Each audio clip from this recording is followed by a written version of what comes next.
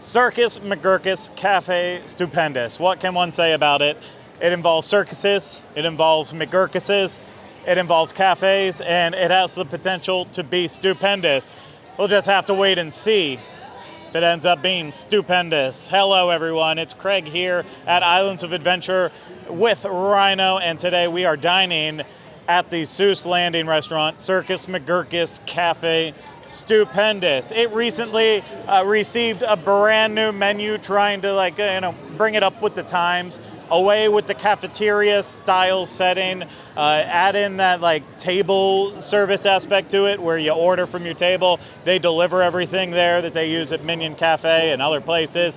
Just try to update it, because you can never go wrong with updating the menus at all the restaurants here around Universal Orlando. Keeps people wanting to come back. So we're going to see if it's tasty. Before we go and eat at Circus McGurkus Cafe Stoo-Pendous, I want to remind you this is brought to you by Dreams Unlimited Travel. If you like our content, you want to support us, book a vacation through Dreams Unlimited Travel. It costs you no extra money, and you get the stupendous service of a Dreams Unlimited Travel agent without any McGurkus at all. So head over to dreamsunlimitedtravel.com today for a free, no obligation quote. And it's also brought to you by our Patreon supporters. If you want to learn more about how to get exclusive content from the Diz team, head over to patreon.com/DizUnlimited.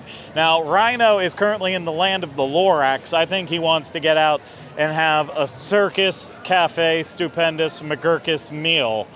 And so I'm not gonna make him wait any longer. Hope you brought your stretchy pants. It's time to eat. It's Circus McGurkus Cafe Stoo-Pendous. For those of you who may be unfamiliar to Circus McGurkus Cafe Stoo-Pendous, once you enter the circus, you will be greeted with some entertainment in the sky, in the rafters here. We've got ourselves a trapeze artist. There is a walrus. There is a gaggle of elephants. I actually can't remember the word for when there's a bunch of elephants. And then you got yourselves these people up here. There's a guy flying a plane upside down. It's just it's fun, it's whimsical. No, you know what? It's Seussical. That's what it is. Anyway, so much like if you've ever been to Minion Cafe, you come in, you grab a seat, and there are QR codes right on the table here that you scan, and it'll bring you up to the mobile ordering of the Universal Studios app, and that's where you put your order in. And if you're wondering, what did we order today? Well, we have gotten just an absolute plethora of things. There is pizza pasta. There's green eggs and ham chocolate cheesecake. There's red fish, blue fish poke bowl. There's the magician meatball cone, chicken and biscuits, caramel popcorn cupcake. Yeah, we're gonna be full, I think. Well, hopefully some of that's good. I'm holding out hope. I'm feeling positive. It looks fun. We ordered what we thought were the most interesting things on the menu, while also being able to give you kind of a preview of the breadth of what they have here. And so the order's in, and now we wait. I want to start off on a positive note when talking about Circus McGurkus Cafe Stoo-Pendous, and that positive note is talking about what we didn't get to eat here today. We did not get the popcorn shrimp box, which is $16.99. I'm not a huge fan of popcorn shrimp in general. Neither is Rhino. So I just, we don't want it to be like, yeah, we ordered something we don't like and we didn't like it. Surprise, surprise. So we bypassed that one. And it gets, I should say too, it gets very loud in here as the High in the Sky Seuss Trolley train ride moves through. Very loud, especially when team members here are holding signs that say applause and trying to get the people on the ride to clap. I mean, it's fun, though. It's a lot of fun. We didn't get the roast beef sandwich for $18.99, but we did have this here years and years ago during the Christmas season. They put it on the menu. It's a limited time thing. It's like a souped up Arby's sandwich. And while we thought it was disgusting in terms of how you ate it, it was pretty tasty. So I feel like we probably should have got it to see if it still held up in our memories and maybe elevated this experience for us a little more. We didn't get the Big Top Burger for $15.49, which is just a basic burger, but it's served on a red bun. Literally, it's a burger served on a red bun. But they do say a fresh beef patty, so I don't know who Beef Patty is, but she's fresh and she's gone. And then we did not get the tamed dragon salad for $11.99 because this sounds like my absolute nightmare. Red dragon fruit, red quinoa, raspberries, mandarin oranges, almonds, baby spinach, cucumber, and guava vinaigrette. And then I do want to be positive here and say, too, that they do have a vegetarian version of the pizza pasta that we did get, as well as a vegan magician meatball cone, which we all got, just swapping out meatballs for vegan meatballs. So some plant-based options for you here if you're vegetarian or vegan. So since I just mentioned the meatball cones, why don't we start there? The magician meatball cone is $15.99. It's homemade meatballs in marinara, cavatappi served in a garlic bread cone. And so, if you're familiar with Disneyland, the cozy cone, the same kind of idea. A bunch of pasta shoved in there with 3 big meatballs bursting out the top. In my opinion, meatballs were not good. They had a lot of fresh herb flavoring in there from the fresh herbs chopped up inside. But there was barely any other seasoning to it. There was no salt and pepper in it, so it tasted like bland, kind of undercooked, sticky meat mixed with herbs. For the pasta, it was fine pasta. The marinara sauce, it's the same marinara sauce that you would have on other items here, that you would have on pizza fries, pizza tots.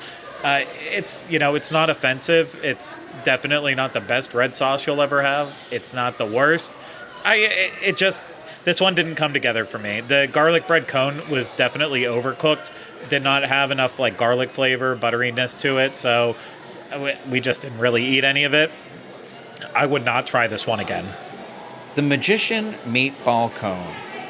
So I know Craig spoke about it, but the thing about in Cars Land and Disney California Adventure, when you would get the mac and cheese or chili or whatever gets served in it, you carry that cone around. And so the outer of this sort of cone, it definitely, I think, maybe is made by the same company if this is an outsourced thing. But it's a little firmer because it's meant to not have your sauces and your liquids drip through it, right? But I always eat the cone and everything all the way down. I'm one of those people. If you can eat the entire vessel of the food, I'll eat that whole vessel. But for me, having it served sideways and splattered, it kind of defeats the purpose of the cone. I guess if you were going for a cornucopia is more what it looked like a Thanksgiving thing. But I thought this would have been better if they kind of handed it to you with the meatballs on it and stuff. So I don't know. That's how they have it there. And honestly, I feel like it's one of those. So it just made it a little weird. I wish maybe it had just, if it was going to be sideways and on the plate with the splatter, I wish maybe it had been served with a little bit more of a traditional garlic bread than this cone, because it defeats the purpose of the cone. Next up, the Redfish Bluefish Poke Bowl. It's $19.99, so the most expensive thing on the menu. Blue glass noodles, ahi tuna, cucumber edamame, mango, yuzu honey dressing, and furikake seasoning. You know what? For that price, it might put some people off, but if it's good ahi tuna, then I'm willing to pay that. And the ahi tuna on here actually was pretty decent. I liked the noodles. They didn't bother me, but everything about this was so sweet. That yuzu honey dressing, even if you went light on it, still very, very sweet. And I don't know, something about this, it just was kind of off-putting. I needed something salty to balance it out. Some other hit maybe of tanginess. They offer soy sauce packets, and that might have helped out. It might have been better just going with soy versus the yuzu honey dressing. But yeah, it's one of those things I couldn't even want to finish the entire bowl because it was I'm gonna need to go to a dentist after this if I don't stop eating. All right, so the Redfish Bluefish Poke Bowl is not for $20. I don't think that dish is worth it at all. It's not my type of poke bowl. I'm not a big mango person. It was very tart, very citrusy. I'm the type of person who I like to get in some spicy mayo, a little bit of I like the rice and that sort of thing. And I thought it was fun with having the blue glass noodles in there, but it didn't come together the way I wanted it to, especially for $20. So I would not get that again. Next up, chicken and biscuit. $14.99 for this dish. Crispy chicken tenders and peanut-shaped biscuit drizzled with hot honey and curly fries. And yeah, you have the option to do this without the hot honey, which I think a lot of like kids, families might want to do if they're not familiar with hot honey. Just get some ketchup for the side and have chicken tenders and ketchup with a weird peanut biscuit. No peanuts were harmed in the making of this dish, I believe. The biscuit I thought was actually a really nice cooked biscuit, but it was one thick peanut. So usually with chicken and biscuits, I want to eat that as a sandwich, and you weren't doing that with this one. So it was like chicken tenders and then also a biscuit on the side. The chicken tenders were kind of standard theme park chicken tenders, nothing amazing. I think they could have used more hot honey, in my opinion, if that's what you're going for with this dish. And curly fries, you know what? It's no Arby's, but I'll never say no to a curly fry. So this is another one. Much like the first two, I don't foresee myself ever getting this again. The chicken and biscuits I thought was fine. I agree with what Craig said about the biscuit. I thought it was a pretty good biscuit, pretty good sized biscuit. I do like that they were curly fries. I made sure to eat all the best of those really curled up fries in there. And then the chicken tenders were fine, but you're only getting 2. It's $15. I'd rather it be 3 and just the curly fries, because I wasn't really sure what you're supposed to do with this biscuit, because it wasn't like there was a lot of the hot honey on here. In fact, I didn't even know it was hot honey on there until Craig said something while he was recording, and I was like, oh, was that honey supposed to be hot? So I don't know, and I keep hot honey in my cabinet at home, so trust me. But I just thought, I don't know, it wasn't like exciting. It's definitely a safer choice, but again, I mean, he already said it. I feel like if you're a little kid, you're probably going to ask for, not to have the hot honey like on it. So I don't know. What I ended up doing is cutting the biscuit, and I used it, and I used it on some of the sauce in the next dish here, which I also used the fries in. For our savory options, we're finishing off with the pizza pasta, $13.99, baked mac and cheese, cavatappi with pepperoni and marinara. And I feel like this is the one that a lot of people will be attracted to, because who doesn't love macaroni and cheese? Who doesn't like pizza? It's kind of like a next version of Universal's pizza fries, but pizza mac and cheese. And a big hearty portion served in a big bowl, lots of macaroni and cheese. And then I thought that the pepperoni and marinara actually, you know what, it brought this together well. Rhino's going to talk about a little hack that he prefers to eat this as, but I didn't think this was that bad overall.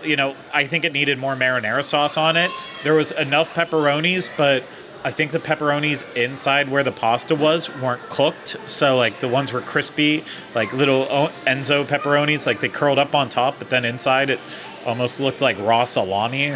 It's cured meat, so not raw, but you know what I mean there, or you don't know what I mean. So yeah, this one, I feel like it could be made better. It didn't need any extras with it, because like I didn't mention with the magician meatball cone, but you need to ask for Parmesan cheese to come with that. Otherwise, you're not going to make it through that dish. This one I don't think needed anything else, but it was just fine. It's another one where I'm happy we tried it. I would not get it again. The pizza pasta, I think of everything we ate, is probably my favorite of the savory dishes. The baked mac and cheese I thought was nice. I love when you have those pepperonis that bubble up and they have the little bit of oil and they're a little crispy on the edges. I feel like I don't get those enough in my life, probably for good reasons, for health. But for $13.99, I feel like it was a pretty big portion, like pretty big helping. As we ate through it, I did feel like this is something where I was like, and I am like this with pizza, I'm like this with any like sauce-based dish. I like a little bit of spice in my sauces, and so I will always try and get, I'll ask if they have like red pepper flakes. I know a lot of people like to add a little bit of Parmesan cheese on there. They did tell me at the door I had to get up and ask for it, because there is nowhere in this restaurant where like condiments are on the side. There's no extra napkins. There's no extra utensils. I didn't see an area anywhere in here. I could be wrong. It could be on the other side of the restaurant that I wasn't on, but I don't know. So I asked, and they brought us out regular pepper. And they did bring out the individual packets of the Parmesan cheese, so I think maybe there was a communication issue with that. However, if you can get some crushed red pepper, I'd recommend a little bit of that on this. And also, here's my hack. So I took the rest of our curly fries when we were about halfway done with the pizza pasta, and we dumped the curly fries in here and then put the mac and cheese with the pasta on top, mixed it all together, and you know what? It was pretty good. It was pretty good. I liked it. And I heard the table behind me get a side of the curly fries, so that's my tip for you. Pizza pasta, order that, get some of those red pepper flakes, order a side of the curly fries, and you got yourself a little universal menu hack, because heart disease is universal. Moving on to delectable desserts, the first one I will talk about is the caramel popcorn cupcake for $5.99. This was like a vanilla cupcake with some caramel drizzled over top of it. Then you have your frosting and then pieces of caramel corn on top, making it look really fun. It was a vanilla cupcake. There wasn't nearly enough caramel in it. They didn't inject caramel into the middle of the cupcake either, so I don't know. Maybe this would impress someone. The caramel corn was stale on top of it. It was not something I would ever care to have again. I thought the caramel popcorn cupcake was cheap. I thought, it is $6, so I don't mean price-wise it's cheap. I meant like when I was eating it, I was like, this is a very standard, like white vanilla cupcake. That wasn't bad. I mean, it was cooked well, but the frosting on it was just that very cheaply made buttercream frosting. And I think it had like caramel maybe drizzled between the, on the cupcake and then, like between the frosting and the cupcake or something. I was like, it tasted like something that probably was like, should have been like $1. And it was like $6. But I'm also not a big fan of caramel corn. Caramel, as it's spelled and as it's said correctly, Caramel. I've never, like, when you get those 3 popcorn buckets, I'm always like, that one's everyone else's. I'll take the white cheddar and the orange one, and you keep that caramel corn away from me. But I agree with Craig. It was a little stale, and so I feel like it didn't really have that pop to it. But I feel like that happens whenever. This isn't the first time I've had someone, like a place, use that in a recipe. It just, for some reason, I think it just, unless you are literally taking out of the package fresh, caramel corn really soaks in that humidity and gets stale really fast. And after being negative for this entire experience, why don't I get to the positive? For me, the green eggs and ham chocolate cheesecake for $6.99.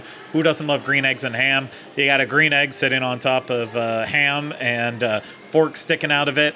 I like chocolate cheesecake, and this was a decent chocolate cheesecake. I mean, it's a small portion, but really you had that nice chocolate cream cheese layer in the middle, and then it was on like a chocolate cookie crumble on the bottom.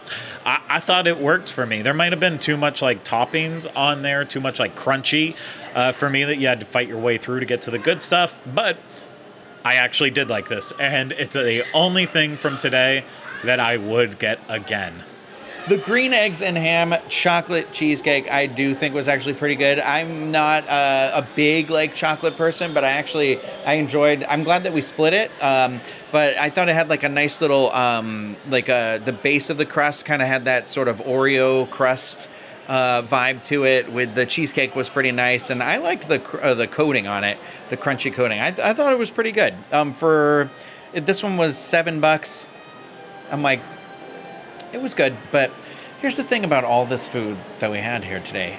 I know Craig said each one, would he get it again, would he not get it again? And it's like, I don't think anything I had, I'm going to be like, hey, we're at Universal. We got to pop over here and go get this thing here. Like, if I was here with a friend or family member who had like kids and they were like, let's go over there, I was like, okay, I'm going to show you this hack about mac and cheese and French fries.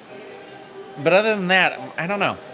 It didn't, I hadn't really dined here other than that burger the one time that Craig spoke about, and we did the Grinch breakfast years ago in here. But yeah, I never ate in here regularly, so it just kind of, I don't know. I don't know. I can't tell you if it's better than it was before. I can just tell you how it is right now. And right now it's kind of where it's like, my tummy hurts, and I think there's better places to try in the park maybe. But I get the draw of Seuss Landing. I don't have children, so I can't speak to that. I feel like Islands of Adventure has had a couple like problem restaurants over the years. This one being one of them. Comic Strip Cafe, tastes like cigarettes, and over in Marvel Superhero Island, I've never been really a huge fan of Cafe 4. So there's definitely been room for improvement with the restaurants here in this area, and you can tell that they were very much inspired to update Cafe Stupendous based on what they did with Minion Cafe over at Universal Studios Florida. And I think there's a lot of positive things about it. I do like coming and sitting down at the table, getting settled, and then, ordering through the app and doing that method. It just, I don't know, it makes quick service dining feel a little bit more upscale in a way. It feels like I'm being more waited upon, and just more relaxing when you're going about the day. But and you know what? They definitely put a lot of thought into this food. They wanted it to look impressive, and I think that's where they went critically wrong. They wanted it to look impressive, but they didn't ever focus on it tasting impressive. So that's kind of an issue. It's one thing to it's one thing to make it look pretty, but you're not going to keep people coming back to it if it just doesn't have those flavors. And a lot of what went wrong here, I feel like, could have just been fixed with simple changes.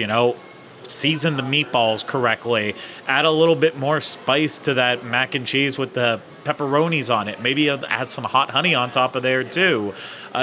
Figure out how to make the chicken tenders and French fries just a better value for what it is. It's just there's so many little things like that feel like they were one step away from making it good, but it just settled at like mediocre, and very, very disappointing, because I saw other people's photos and videos of it before coming to sit down here, and I was just so hopeful. Like, man, this stuff looks good. I hope it tastes just as good, and that is not the case at all.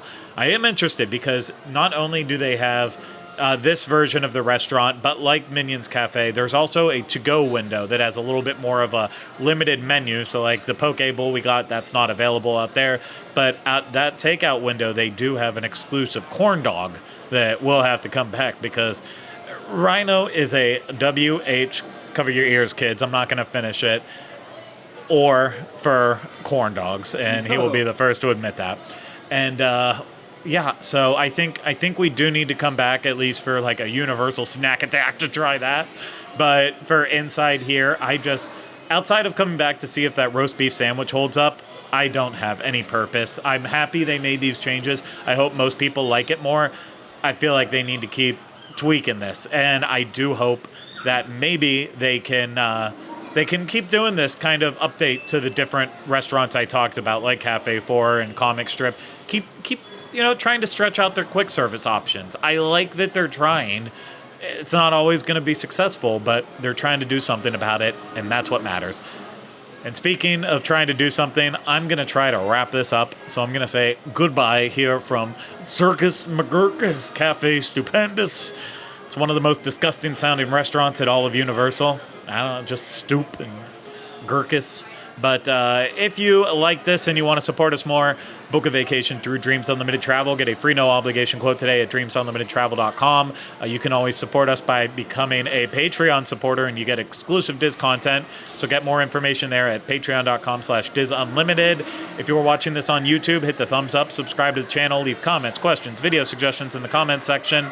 And if you are listening to this, subscribe wherever you listen to podcasts and leave us ratings and reviews when possible. Well, that's going to do it for us, though, here at Circus McGurkus Cafe Stoo-Pendous. Maybe we'll go take a high-in-the-sky Sue's trolley train ride, or maybe we'll just get out of here and go somewhere else. I don't know. We'll have to see. But for now, we hope you have a Seussical day, according to Rhino. Is that still trademarked? Can we say that for the show, from the show? Seussical, the musical?